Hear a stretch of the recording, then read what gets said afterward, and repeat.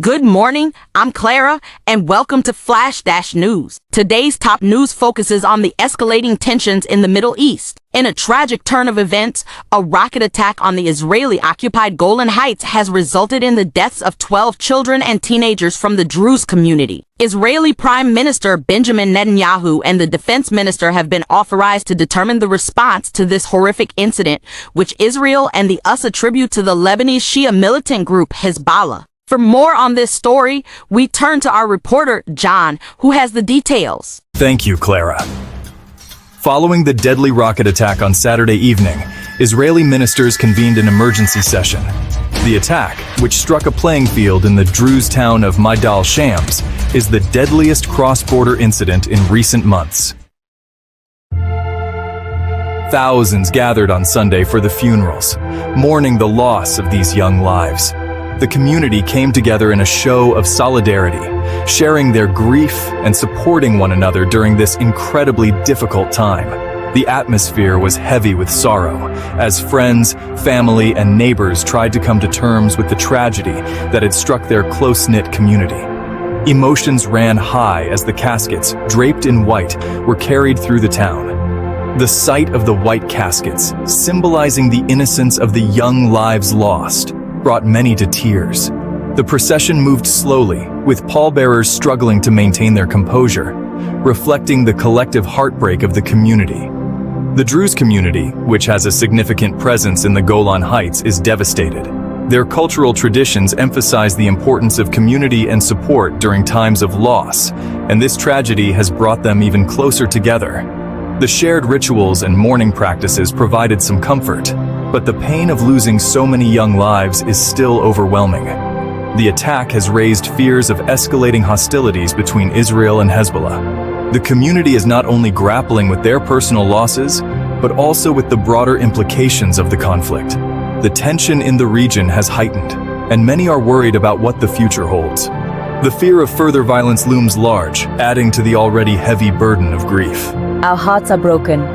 The pain is indescribable, and the sense of loss is profound. We are all struggling to find a way to move forward, but the memories of those we lost will forever be etched in our hearts. These children were our future, and now they're gone. Their absence leaves a void that can never be filled. We mourn not only for the lives that were taken, but for the dreams and potential that were lost with them.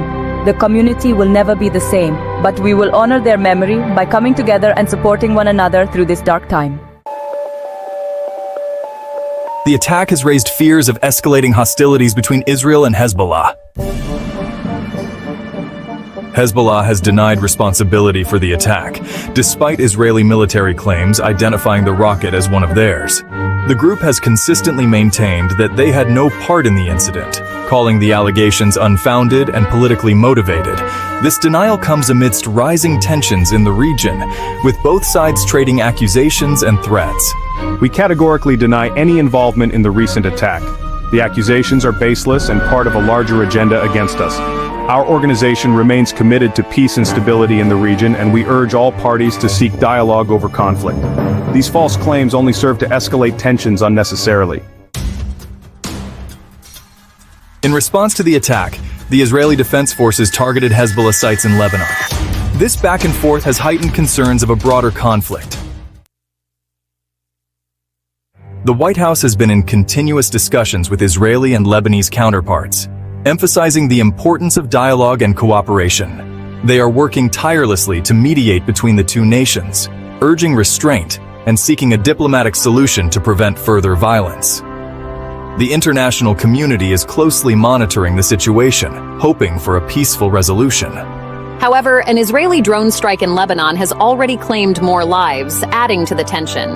The aftermath of the strike has left many buildings damaged and communities in distress, further complicating peace efforts. Thank you, John. This incident has sparked outrage across Israel, especially within the Druze community, which comprises about 110,000 people in Israel. Prime Minister Netanyahu, who cut short his US visit, has vowed that Hezbollah will pay a heavy price. The international community is also responding. UK Foreign Secretary David Lammy condemned the attack, calling for Hezbollah to cease its attacks. US Secretary of State Antony Blinken expressed support for Israel's right to self-defense, while also cautioning warning against escalation. In Maidal Shams, the grief is palpable. This community has long been caught between the complexities of regional politics, and now they face unimaginable loss. As we continue to follow this developing incident, our hearts go out to the families affected by this senseless violence. For Flash News, I'm Clara. Stay informed and stay connected.